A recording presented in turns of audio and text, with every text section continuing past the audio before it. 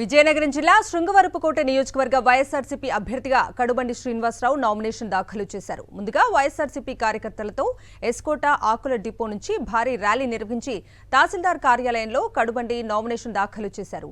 MLC Kumbha Ravibabu, మాజీ MLA శోభా Haimavathi, Velama corporation chairman Nekkala Naidu బాబుతో కలిసి తన నామినేషన్ సమర్పించారు. ఈ సందర్భంగా సంక్షేమంతో పాటు అభివృద్ధిని సీఎం జగన్ చేసి చూపించారన్నారు. ఎస్కోటలో మళ్లీ వైఎస్ఆర్ కాంగ్రెస్ పార్టీ జెండా ఎగరటం ఖాయమన్నారు కడుబండి శ్రీనివాసరావు. 5 సంవత్సరాలు జగనన్న వల్ల మా ఇంటికి మేలు జరిగింది. మళ్ళీ జగన్ బాబుని ముఖ్యమంత్రి చేసుకోవాలా అంటే మా కడుబండి సీన్ని ఎమ్మెల్యే చేసుకోవాలా అని ఎంతో ఉత్సాహంగా ఈరోజు మా నామినేషన్ కార్యక్రమానికి వచ్చారు. ఈ 5 సంవత్సరాల్లో పేదలకు జరిగిన మేలు ఈ దేశ చరిత్రలో ఎన్నడూ జరగలే. సో శృంగవరపుకోట నియోజకవర్గం సహజంగానే వెనకబడిన ఉత్తరాంధ్ర ప్రాంతంలో మరొక వెనకబడిన నియోజకవర్గం.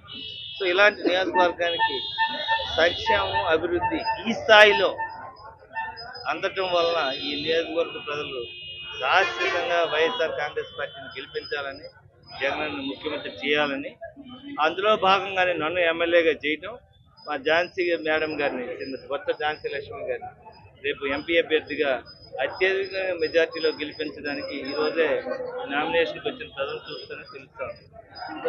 ఇంత ఎండలో కూడా మా కార్యకర్తలు, మా నాయకులు, ఈ ప్రజలు జగనన్న ముఖ్యమంత్రి చేయడానికి ఉండే ఆ ఒక్క లక్ష్యంతో అందరూ పనిచేస్తాం.